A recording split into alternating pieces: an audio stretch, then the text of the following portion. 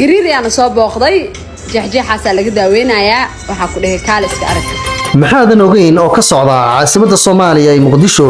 mase ogtahay dhibaatada bulshada reer Muqdisho ay ku qabaan goobaha caafimaadka siiba kuwa muddooyinkii dambe ku soo badanaya dalka ee isqurxinta iyo qalinka jirka iyagoona u yeeranaya dadka baraha bulshada caanka ka ah si ay ugu xayisiyaan goobahoodan ganacsiga ah si ay bulshada ugu sheegaan in ay bixinayaan adeegyo kala duwan oo qalinka jirka ah sida beerista dabarka ilkaha weyniinta dibnaha faruuryaha cayilinta ama dhuubnida wajiga yaraynta sanka caloosha gacmaha iyo wixii la mid ah sema ka warhaysa inta qof ee dhibanayaasha u ah goobaha iyaga ah sidoo kalena galaaftay caafimaadka dad badan oo hadda sirriyaal u ah waxyeeladii ay u geysteen halka qaar kalena ay baa u dhinteen tani waa Hanad Abdiraxmaan oo loo garan og yahay gariiraye waxa labadiisa gacmood sida u gubay ma ahan dawo ee waa dawo si qaldan loo siiyay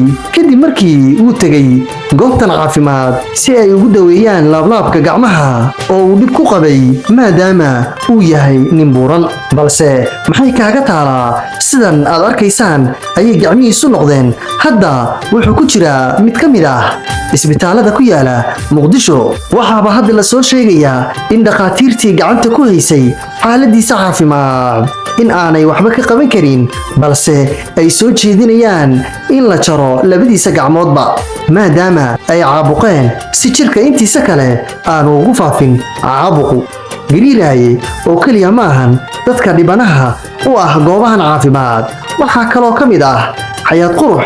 oo hadda la daalaadhacaysa buurni kadib markii lagu duray dawooyin kuwaas oo loogu sheegay inay kobcinayaan jirkeeda Cabdale Buurane oo isagana aan ogeyn wixii gaadhay ka gadaal markii uu galay qaliin loogu sheegay in lagaga yaraynayo cayilka ama baruurta jirkiisa nasiib daro inuu ka yaraado iska daayay buurni xad dhaaf ah ayuuba ka sii qaaday qaliinkii isaga ahaa iyana waxa khatar nafeed gashay kumindooli markii ay tagtay goob lagu qurxiyo jirka iyagoona ku muday dawo kobciso ah oo ay markaa ugu sheegeen inay ku naaxi doonto maadaama ay ahayd qof dhuuban dhanka kale waxa iyagana loo sababaynayaa in ay sabab u noqdeen dhimashadooda dadyow kale goobahani caafimaad waxaana ka mid ah Allaha u naxariistee marxuumad Farxiya oo ahayd xaaska fanaanka caanka ah ee Dayaxdal Nuurshe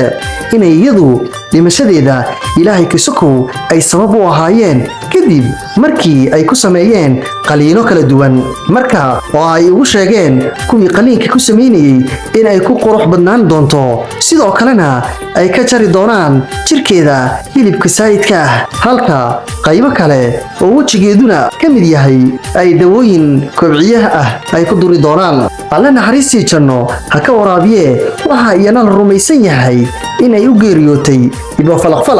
oo ahayd qof ka caan ah baraha bulshada ka gadaal markii lagu duray dawo kobcinaysa wajiga hablahan dhimashadooda wax caadi ah oo misana dabiici ah ayay la ahayd dadka maadaama dadka aysan ku baraarugsaneen waxyeelada goobahan ay ku hayaan bulshada Soomaaliyeed inta aan soo sheegay waa inta caanka ah marka loo eego inta aanan caanka ahayn misana dhibanayaasha u ah goobahan dad qalatada ah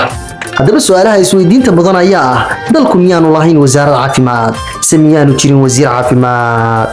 haddayse jirto wasaaradda caafimaad ama wasiir caafimaad buu dalku leeyahay miyaanay ka warhaynin dhibta ama tacadiga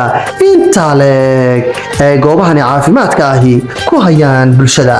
sidee goob caafimaad loogu samayn karaa xayeysiin sideese qof aanan aqoon u lahayn waxa uu qabanayo sidee buu dadka qaliin ugu samayn karaa amaba goob caafimaad u furan karaa iyadoo dalku dawlad ay ka jirto sidoo kale dalku miyaanu lahayn hay-ado fayadhowr kuwaas oo tirakooba goobaha caafimaad qabka shatiyadooda aqoontooda iyo badqabkooda iyo wixii la mid ah su'aalaha kale aan isweydiiyo ayaa ah waxa jecelaysay misana dareenka ka qaaday ayna ugu yaacaan dadka Soomaalida ah ama bulshada Soomaaliyeed wax walba oo la xayeysiiyo ugu dambeyntii Soomaalidu waxay ku maamaadaa wax baso wax beel bay leedahay ee waxaan idin leeyahay ku qanca siduu ilaahay idiin abuuray haddii kale aanka ku darso